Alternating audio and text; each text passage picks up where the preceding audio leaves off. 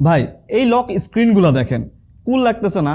আপনার কাছে যদি একটা স্যামসাং গ্যালাক্সি ফোন থাকে আপনি কিন্তু ভাই খুব ইজিলি করে ফেলতে পারবেন। এর জন্য সিম্পলি প্রথমেই গুড লক অ্যাপস ওপেন করেন, তারপর ওয়ান্ডারল্যান্ড ডাউনলোড করে সেখান থেকে ক্রিয়েট ইওর ডিফারেন্ট লক স্ক্রিনে চলে যাবেন। এখানে ডিফারেন্ট কাইন্ড অফ ওয়ালপেপারস অ্যান্ড ইফেক্টও পাবেন। এখান থেকে আপনার পছন্দ মতো চুজ করে নেন, অথবা আপনি চাইলে আপনার গ্যালারি থেকেও মন মতো চুজ করতে পারবেন। অ্যান্ড দ্যাটস ইট, খুব ইজি না?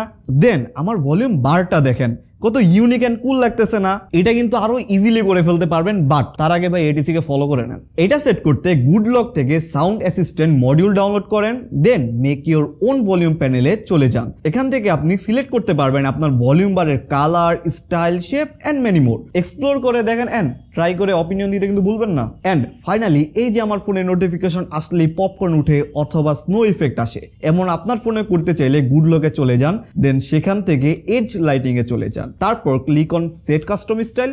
এখান থেকে আপনি বিভিন্ন ধরনের ইফেক্টস পেয়ে যাবেন এন্ড কাস্টমাইজও করতে পারবেন। আপনার ফোনকে বানায় ফেলতে পারবেন ডিফারেন্ট ফ্রম আদার্স। কার কাছে কোন কাস্টমাইজেশনটা বেশি ভালো লাগছে জানাই দিন কিন্তু কমেন্ট বক্সে। আর এরকম কাস্টমাইজেশন রিলেটেড আরো টিপস এন্ড ট্রিক্সের জন্য বেশি বেশি শেয়ার দেন কিন্তু এই ভিডিওটা।